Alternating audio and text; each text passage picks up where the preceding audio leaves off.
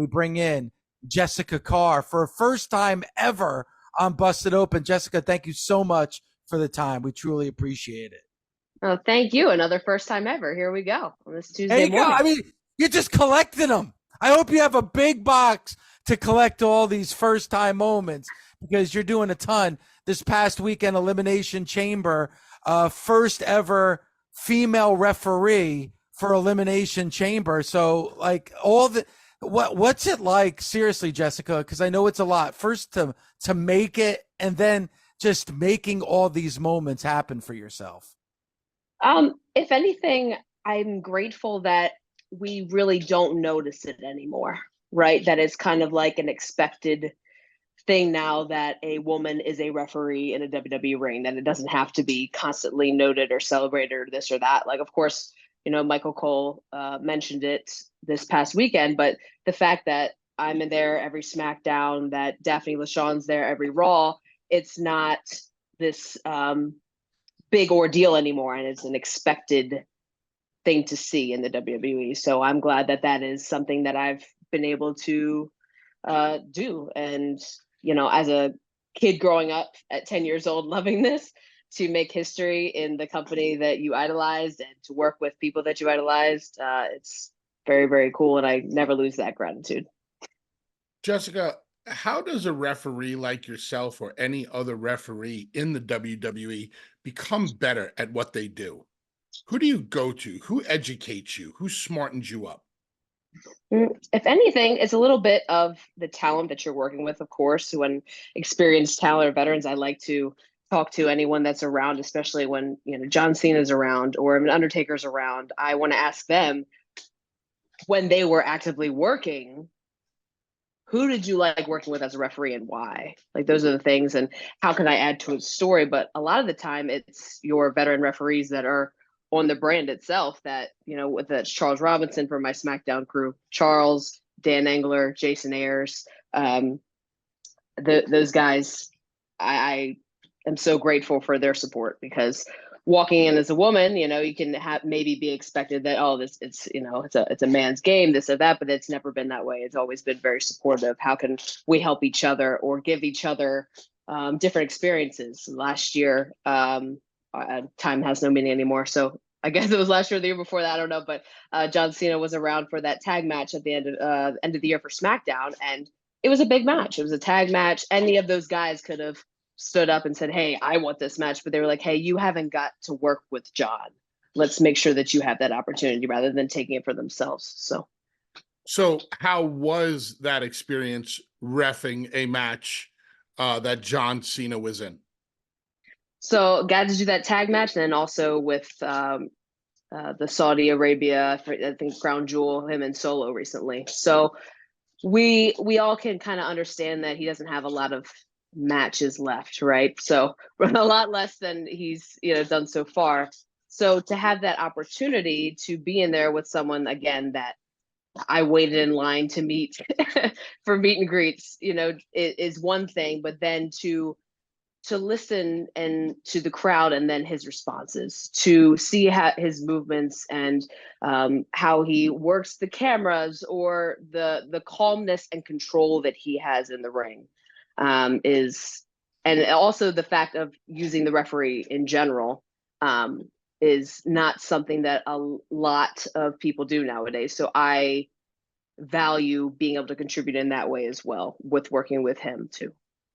I'm very critical of refereeing in all companies and keeping credibility on referees, because the referee is a very important part of the match. Have you ever found yourself in a position where you felt like your credibility was being put in a weird spot, where you've had to be very vocal with a wrestler and say, hey, listen, I look bad in this moment? And how do you deal with that situation with said wrestler? Yeah. So actually, this would probably come up more often than you would anticipate, in that talent, wrestlers, producers, everyone has an objective in whatever the business of the match is. So they don't necessarily think about how a referee's perspective is, whether that is a count on the outside, whether that's a count, anything. So more often than not, I do try to contribute to, hey, can you just maybe here, you guys are on the outside a little too long. Can you come inside? Can you break it here? And I try to contribute as much as possible if I just listening to the run through of a match ahead of time. I always will say my piece. There's some times where it's like, it's fine. We got it. No worries. We'll take the heat for it, whatever.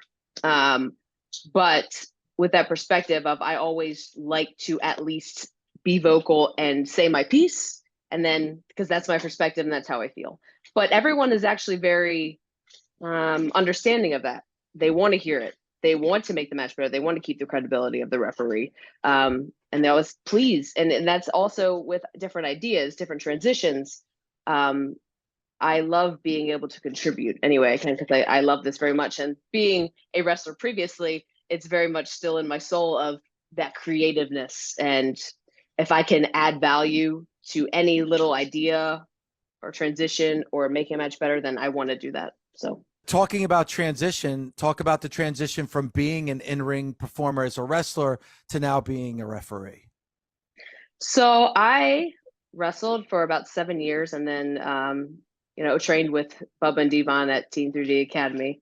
And thankfully, through their training, I also was able to get ref experience in because we do training matches. And so we trade off, we wrestle, and we also referee. So going into my tryout as a wrestler, I had that experience being able to, not having the expectation from them of, oh, she's going to be perfect refereeing, but because I wasn't 100% of what I did all the time, but okay, there's potential here that she gets it. She understands the position. She understands the role. She looks the part, all those things. And so if I hadn't have had that knowledge at Team 3D, maybe I wouldn't have been at the right place at the right time, especially since I had my timing too, right?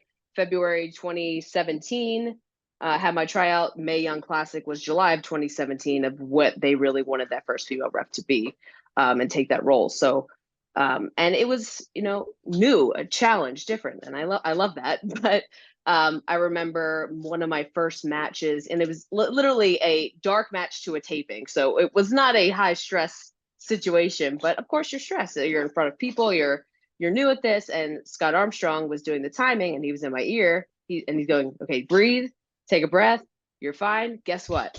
No one's looking at you. It's going to be fine. And I was like, oh, okay. And it just made it that much better because as the referee, yes, you're not the spotlight, the center of attention. You're aiding to the story. You're not the story. But I value in being able to help guys and girls, of being that calming voice, of being helpful in any situation, and having talent trust me is a big one for me that I really admire.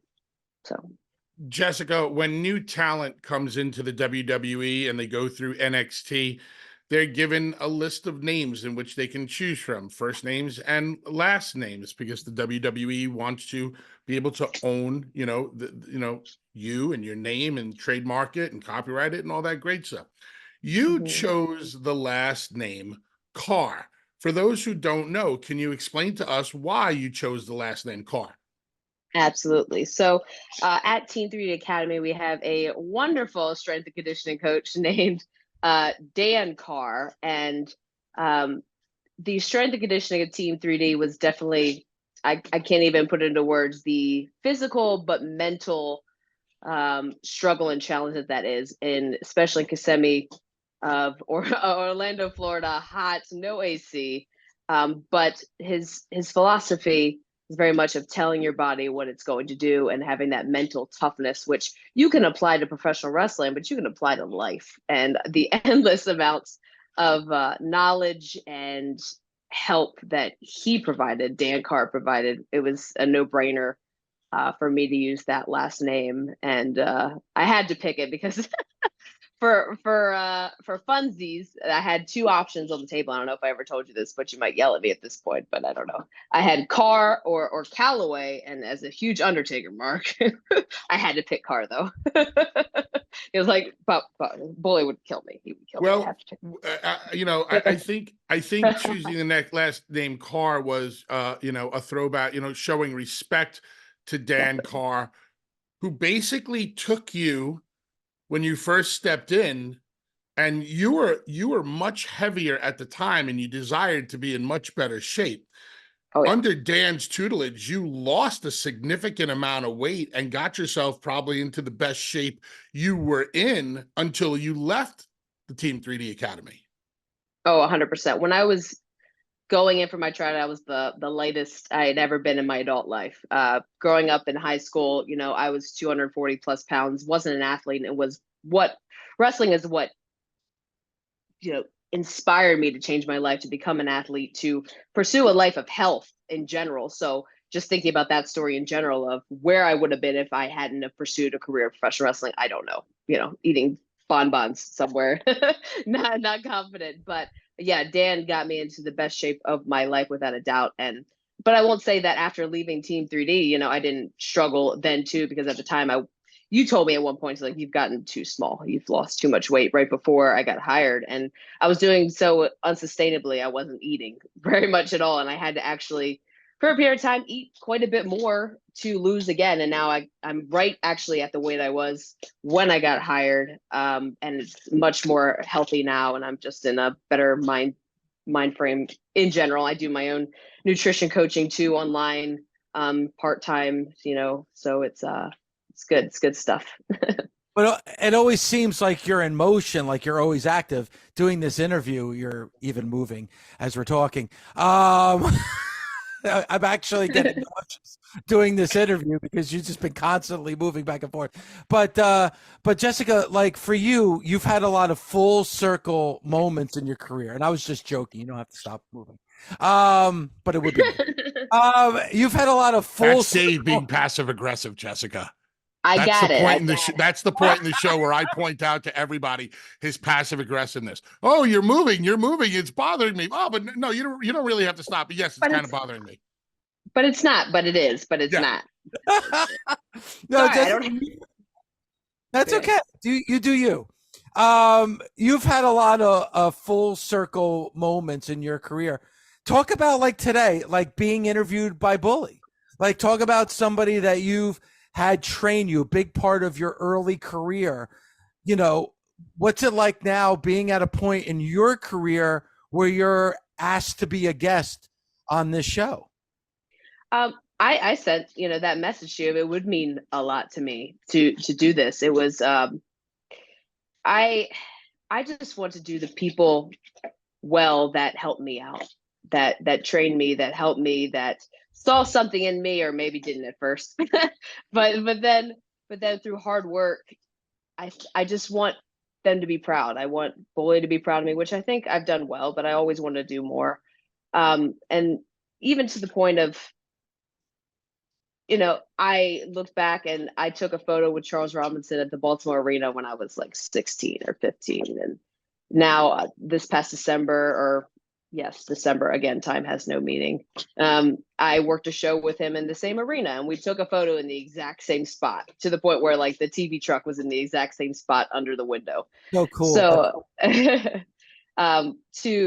you know, you can name them all, whether that's Cena or Edge or Randy, all these people that I waited to meet for autographs, and now that not only know my name, but have worked with me and respect me. And that's a big deal for me. To really have no connection to anyone in the industry, to take my hand and go, here you go. This is the inn. Here's your door. Come on in. To really start from the ground floor of waiting outside of arenas to how do I make this pay my bills, and to now have bought a home from professional wrestling, on top of just having the respect again of the people that trained me, is very special to me, that I don't take for granted. I put you over every chance I get on social media, because I am proud of you as being one of our most successful students, not just because you've achieved, a level of success in WWE, but you fulfilled your destiny. You this was your dream. This is what you wanted to do. You got yourself in the right physical shape. You got yourself in the right mental shape. It's seeing how the training pays off for any one particular person, and it paid off for you. You might not have understood it in the beginning. You might have thought it was too difficult in the beginning. You might have thought you were getting your ass kicked for no reason in the beginning, but now you see how important the training is from day one. And Dave, this is a conversation we always have on the show about where is the real problem in pro wrestling.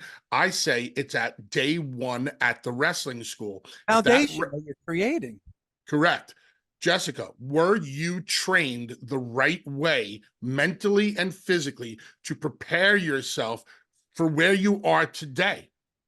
Oh, yes. I can't even explain to you. The physical is one thing without a doubt, but I can't press to you the mental aspect of it, because you guys were very honest, both you and Devon, of when you walk into school, the likelihood of you making it is very slim. And that's day one. It's not a painting this picture of sunshine and rainbows and everything's going to be great and you're going to make millions of dollars. No, it's very clear that the likelihood of making it from day one is slim. But if you put in that work, it's the key. And coming from a place of doing promos in front of you and being scared out of your mind as he's pacing back and forth and not even watching.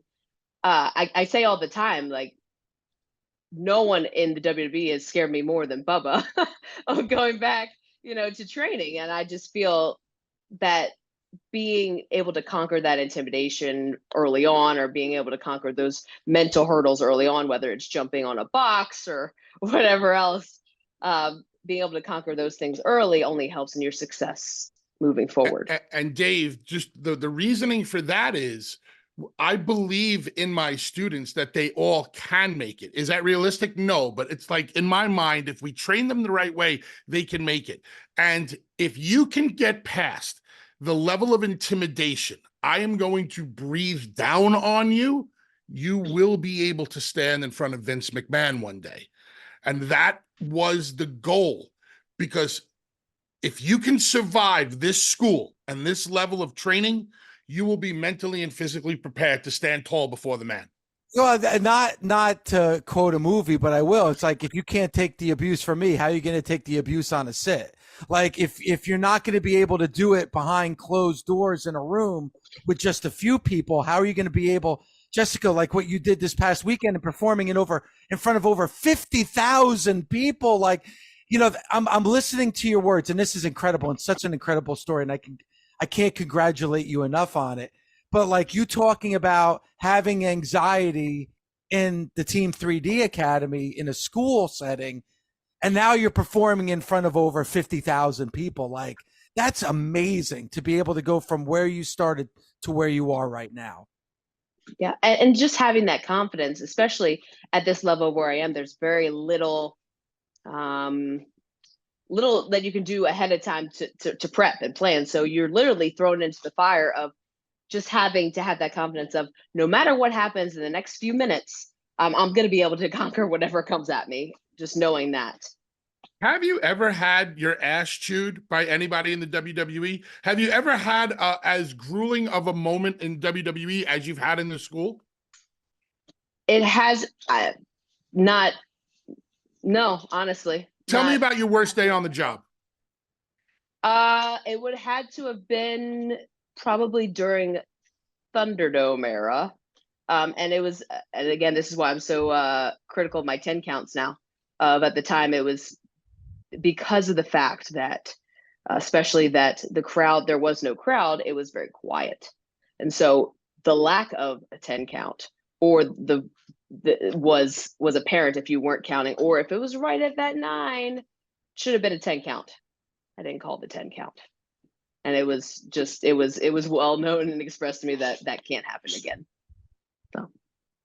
Wow. I mean, Jessica, thank you so much for the time today. Really, truly appreciate it. Congratulations on all of it.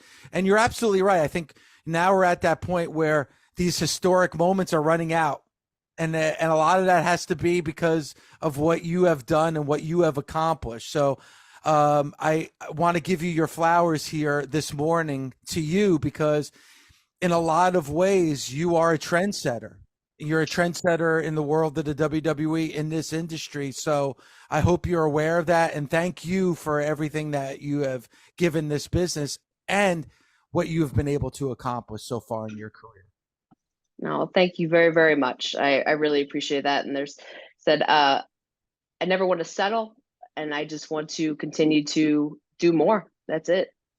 What is the first thing you're going to go do when this interview is over?